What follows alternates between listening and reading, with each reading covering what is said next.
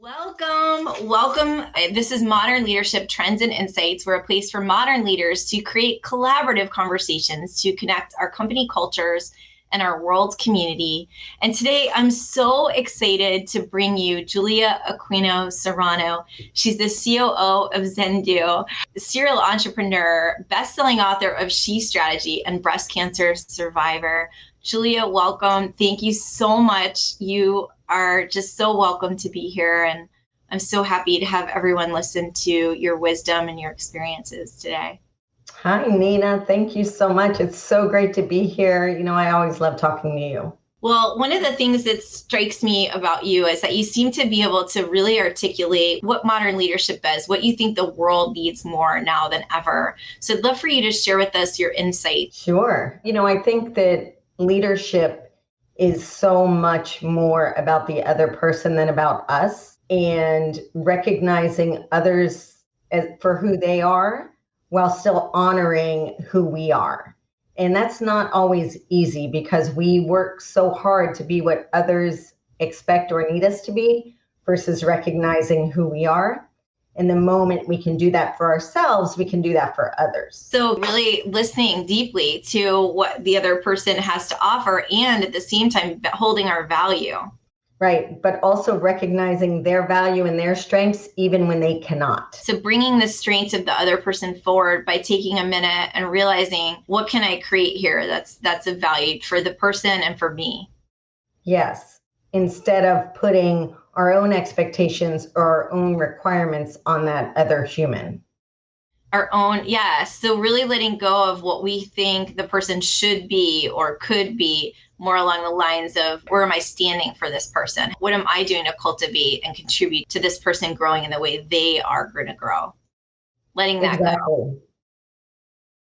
While still holding them accountable, right? We can still do that. We can still hold someone accountable while still allowing them to be who they are in the moment. Wow, Julia, can you go a little deeper with that? Like, give us an example. Do you have a personal experience you can share? I probably have many. Yes, I'll talk about one that comes to mind immediately. So I was an executive a number of years ago, and I recognized that my team was very, very good at what they did, but it wasn't being recognized necessarily. And one of the things that I started to do was sit down with them and say, and ask them, okay, this is your role, right? Your role is, let's just say, in IT. Your role is in IT as a programmer. And I said, but what are you excited to do every day? What are the pieces of this that you want to do?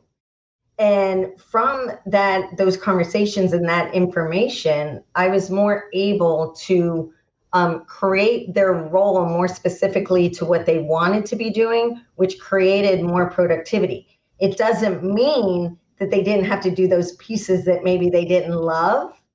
And it doesn't mean that they weren't held accountable to those other things, but I didn't have to hold them accountable to the stuff they loved. They did that, out of passion.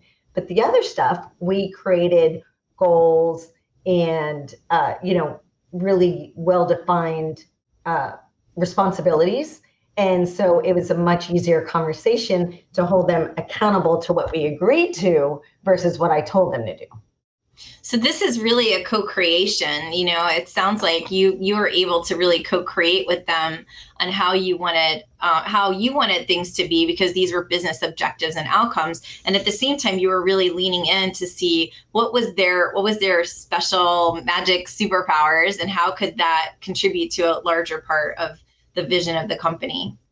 Correct. In my early years in management and leadership, I was horrible at that. I met them where I was. I worked 12-hour days. I had no balance. I really defined my success based on what I accomplished every day in that workplace. And so I would meet people from that place. So if they weren't doing that, I judged them. I was frustrated. I made them wrong. And in that space, I had no ability to actually create productivity, meet the goals, and honor who that person was. But I wasn't honoring who I was in that moment either.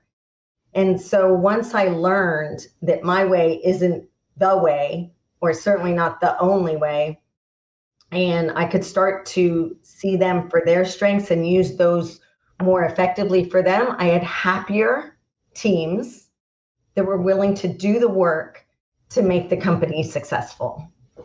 You talked about really leaning into who people are. And one thing that you said as a woman in leadership, how you handle feelings in the workplace. Can you talk a little bit about some old paradigms that get in the way, whether you're a woman or a man, however you identify gender wise, but can you talk a little bit about like really letting ourselves be who we are in the workplace, regard feelings and all, and how can we cultivate more of that? And what are some paradigms that get in the way?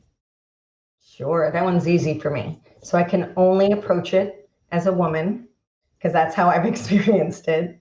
But what I will tell you is that growing up in corporate America in the beginning of my career, I was held to the standards of my bosses. And so, I always go back to there's no crying in baseball. There was no crying in corporate America. And you know what? The fact is, I'm an emotional human being, regardless of whether I'm a female or I personally am an emotional human being. I hug. I can't do that during COVID, but I tell my feelings, I speak out loud, and I've learned to honor others. Well, in that space, it takes vulnerability.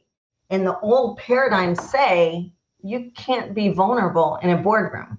You can't be feminine or emotional in a boardroom. And I believe so deeply that these leaders who have become and allowed their vulnerability to be a part of leading their companies and their teams, they're the ones that are changing the world. And it doesn't mean that when I say crying, I'm not, sobbing, but when someone gives me this amazing news about this new humongous client, there's times when I tear up because I'm so excited. And there's times when something happens with an employee that I'm devastated for, and you know what? I'll tear up.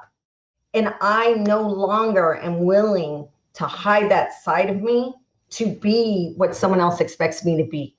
And so what that allows me to do, though, I believe, is actually honor others and honor myself. And that's the part that I'm not willing to give up anymore. But I also believe that that's the part that creates leaders who change the world. Because when we can be that for someone else, we change their world. And when we can be it for ourselves, we change our world.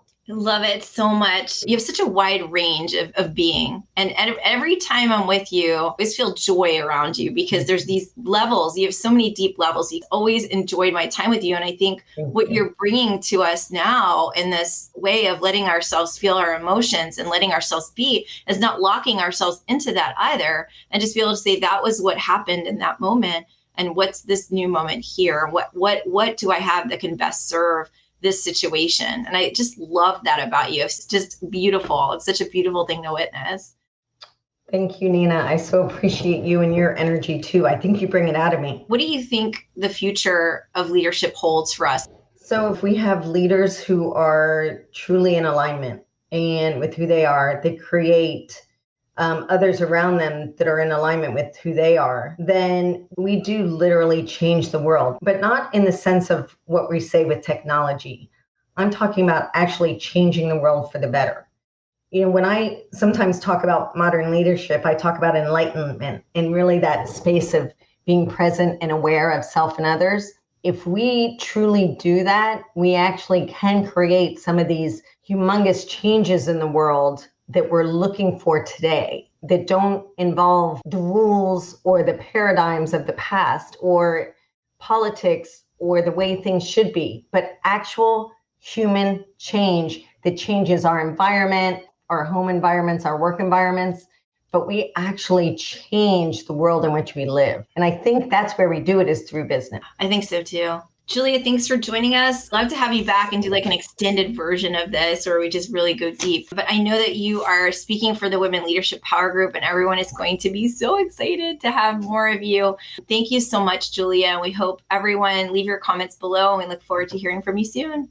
Bye. Thank you. Thank you.